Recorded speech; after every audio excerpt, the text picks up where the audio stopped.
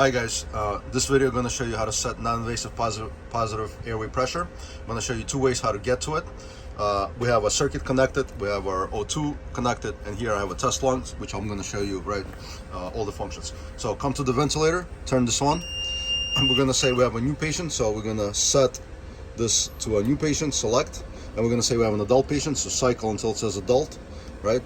Now I'm going to turn off low minute ventilation so it doesn't alarm during the demonstration.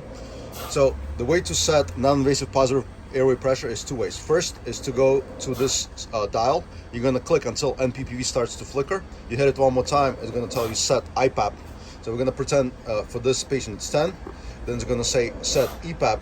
Right, we're going to pretend for this patient it's 5. Just rotate this dial to 5, click it, and now you notice everything else is dim. This is bright, so the patient is now getting pressure support of 10 plus PEEP of 5. They're additive, so together 10 plus 5 should be around 15. So if we look at our peak inspiratory pressures, right, and they're additive, you see it says 18. So here's my test lung, right?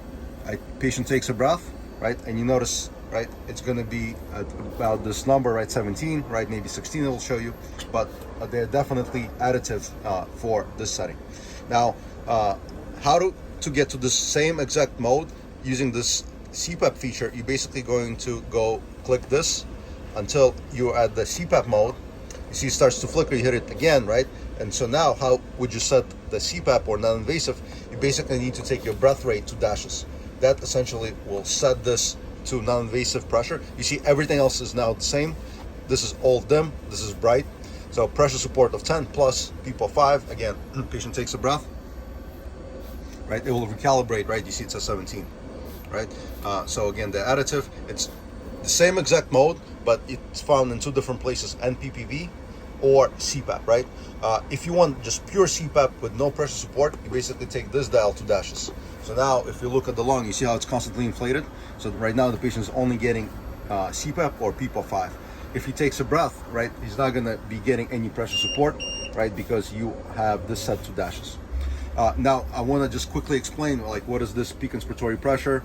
What does this pressure support mean? So for this explanation, I'm gonna set the pressure support to 10. I'm gonna reset this, right, so it doesn't alarm. Take this to nothing so it doesn't alarm. So now look, patient takes a breath, right?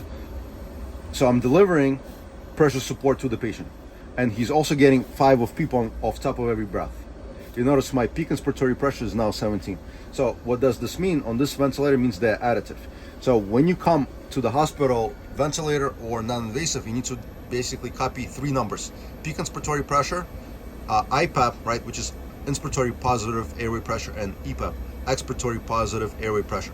So here, right, if they're additive, right, if they're additive 10 plus 5, you know your peak inspiratory pressure is going to be 15 or above. So in our case, right, when the patient takes a breath, right, you see how it's 17. So if this was the setting on the hospital ventilator, we set it appropriately to my left.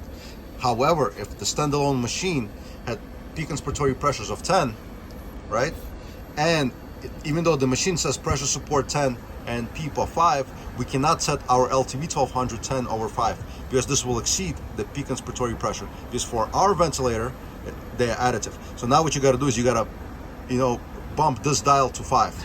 So come here, you put the pressure support to 5. So dial it to 5, and then reset it, right? So now you notice, right? Patient takes a breath on the glove, right? You see how the peak inspiratory pressure is now 11. Right? So patient takes a breath, you're going to give him 10. When he exhales, it's 5. Right? If we were back into this setting where it was 10 over 5 and the patient takes a breath, he's not going to get 10. He's going to get 15.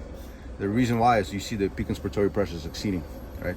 So in this setting right now, his pressure support is going to be 15. So he's getting 15 over 5. So for you to get 10 over 5, you have to bump this down 5 over 5 for LTV-1200. And now you see how this comes down.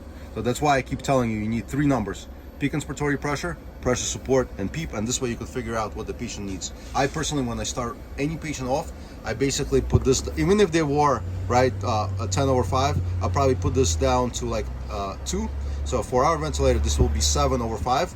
And as the patient gets more comfortable with the mask, I slowly increase this dial to the whatever setting they had it on, right? So I will slowly bump this up while the patient has the mask on, and they're tolerating, titrate to the pulse ox, right? And patient comfort.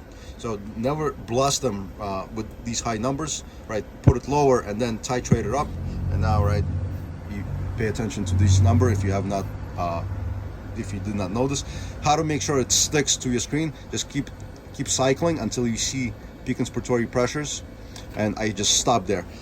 If you don't have like a test lung or something connected to it, right, it will just alarm low pressure, right? So just take a glove, put it on your circuit, right? You could put tape around it or just hold it with your fingers so that you adjust it appropriately and you see all the numbers in front of you.